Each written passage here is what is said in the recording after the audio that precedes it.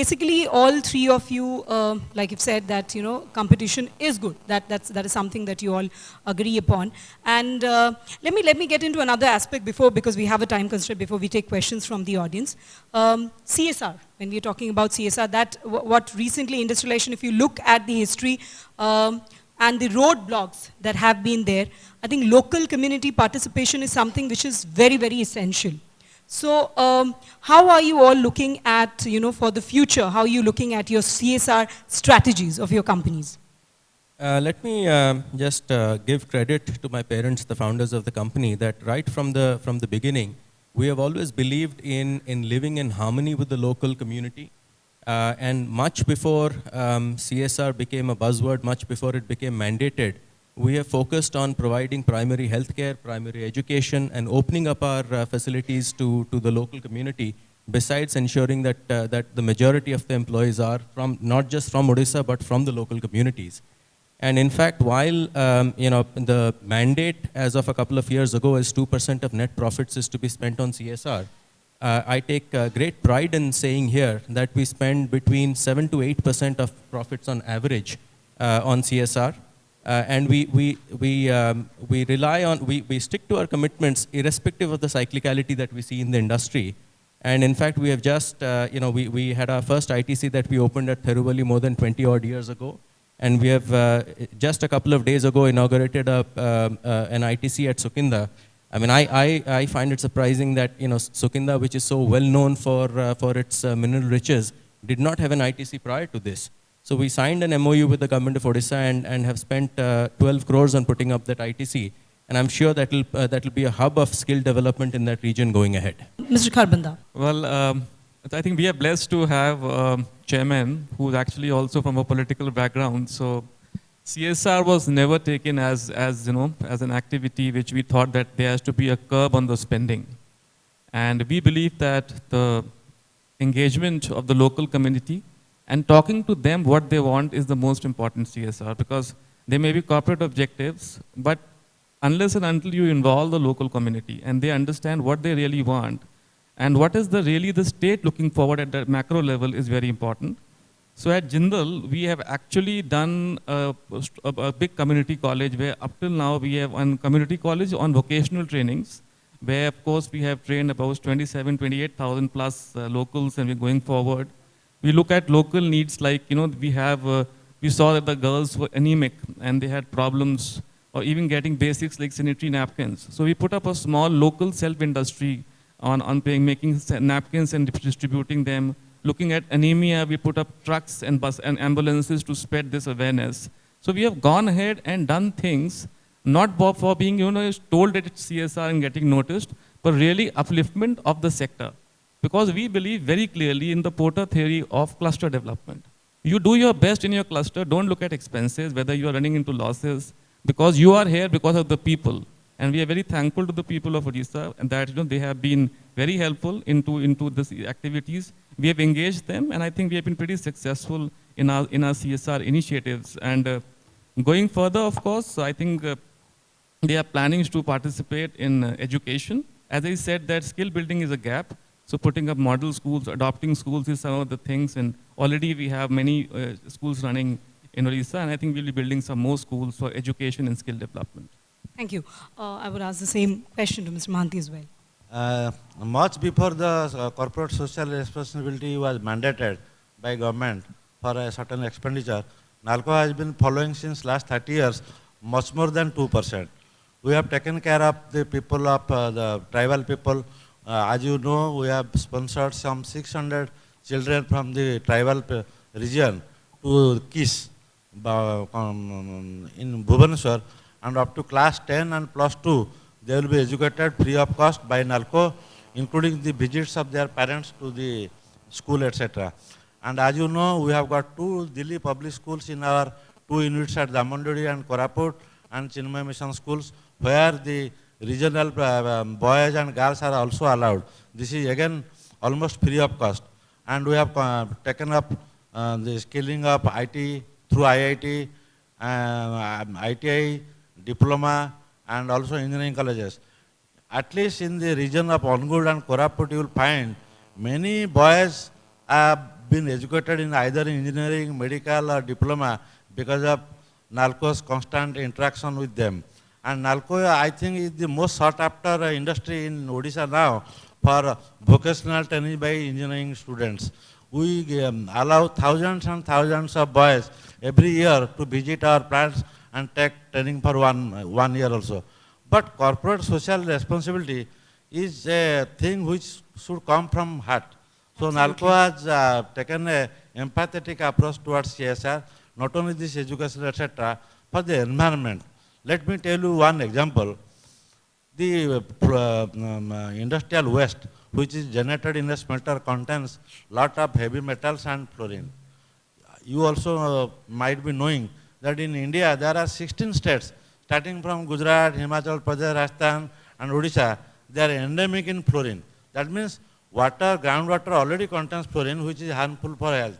And in a smelter, aluminum smelter, fluorine is further added because of the electrolysis process. So, what we decided that let us search for a process which will completely neutralize fluorine and heavy water and make the wastewater drinkable. I am glad to declare that NALCO will be the first industry in the country to set up a commercial-based nanotechnology plant to treat the water which has become totally drinkable. That means it is better than even the mineral water. This plant has been commissioned just on the 30th of November this year. And once it is successful, we have made an agreement with the collaborator, that is SIBSI Technology Hyderabad, that all over India, such plants will set up in collaboration with NALCO earning some royalty out of this. But point is, this any industry can adopt this technology and get a free drinking water, because as you know, the next world war will be fought for water. Drinking water only it will be fought. Drinking water is a scarce resource, so all industries must strive, whatever water they are using, they must recycle to the 100% they are possible. So this is a very good initiative NALCO has taken. All right, we'll take questions from the audience, but before that, one line from each one of you. Redefining the industrial landscape in Odisha, what has not been done and what should be done on behalf of the government? What do you want the government to do? Redefining the industrial landscape in Odisha. One line, what would be your opinion on that? Industrialization is already on, and our Honorable Chief Minister has recently declared that some 2 lakh crores of industry investment is coming, and as per ASSOCHAM's estimate, some 33 lakh crores is coming to Odisha within next 10 to 15 years. So industrialization is on. Nobody can stop it. But my only answer is that whatever industrialization may come in Odisha, people should be made skilled enough so that this manpower requirement is the most important. Industries may come, but where are the manpower? True. So, as Dr. Subrat Bagchi has taken up the skill development mission, he is doing an extremely good job. I hope within the next 5 years, as promised by him, he develops a sufficient skill people for these challenges of industries to take up. All right, skill development, what would be your opinion? He's stressed on skill development. Well, as far as industrialization, I would repeat what I mentioned earlier, which is focus on your core strength, which is minerals, but look to diversify the industrial base. True. Mr. Karbanda. Just one line. Strategy is about timing and execution is the key. All right. Okay, we'll have some questions from the audience. Yes. Yes, sir. Can we have a microphone? In my opinion, actually 2 things are missing in redefining industrial landscape in Odisha. You 3 are very pioneer. What's your view on ancillary industries to come up? And one big thing missing in Odisha is what you people are doing in having an academia and industry integration program. We have, hundreds of engineering colleges in Odisha, but hardly any industrial academic integration program is taking place.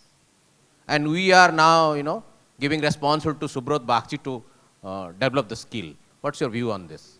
So is it directed to all 3 of them? All 3 of them. All right. Okay, let me answer first. Yeah.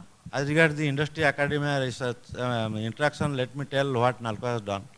NALCO has collaborated with the IIT Bhubaneswar, IIT Kharagpur, NIT Rarukala, C.B. Raman, KITS, and so many educational institutions and engineering colleges. And we have sponsored many projects for R&D to these colleges. And some good results have also come. Some of the things like in terms of waste utilization, IIT Bhubaneswar and IIT Kharagpur have done some excellent work. And NALCO has also commercialized the tile manufacturing out of fly ash and brick manufacturing from red mud, which we generate in our Damandodi refinery plant. And we are also going to set up a world-class R&D center in Gotapatana near IIIT. There a lot of research will be done based on these minerals and waste products, etc. So we are on the track. We are on the on this platform already. Right. Mr. Panda. Well, I actually agree with the gentleman that there needs to be much greater integration between industry and academic institutions, not just in terms of R&D, but also in terms of industry playing a role in deciding the curriculum. Because I think what is often missed out that students are going through training or going through education process today. For jobs which are probably not going to exist when they come into the employment market. So I think it's very important for industry and academia to collaborate to see what is the well, we are certainly committed to anything which is for the betterment of Odisha and its people, certainly. Yeah. Mr. Kharbanda. Well, there were two questions. Let me first talk about ancillary and then I come to the academics. So on the ancillary industry, I think there were views of Mr. Panda which completely are supported. So as I again said, coming back to the moot question, that grow the core and build the ancillary, which again expands the core. Now that's something like, the core is you had iron ore, you made steel. Now what expands that? Automobile, defense, shipbuilding. These are the things which expand. So those kind of ancillary industry where your skills can be easily upgraded in a time-bound fashion is where the ancillary industry to look forward to. I'm very happy the government is actually focused on that. But somewhere, of course, the core again has to be not to be forgotten because that's your core strength. So as Kaplan said, you build on one core strength, which is becoming where you are above excellence from all the states, and then develop ancillaries based on that, because then the skills also can be developed holistically in a time-bound fashion. They don't develop in a day. So that's one. As far as industry academic interface, I started as a academician myself. I was a lecturer teaching, so I understand where you come from. And I can say that yes, a handshake happens by both hands. You have to extend and we have to accept. So as of now, I see that there are a lot of opportunities for collaboration. But the first step that we would like to take and we are taking is that what is happening is happening.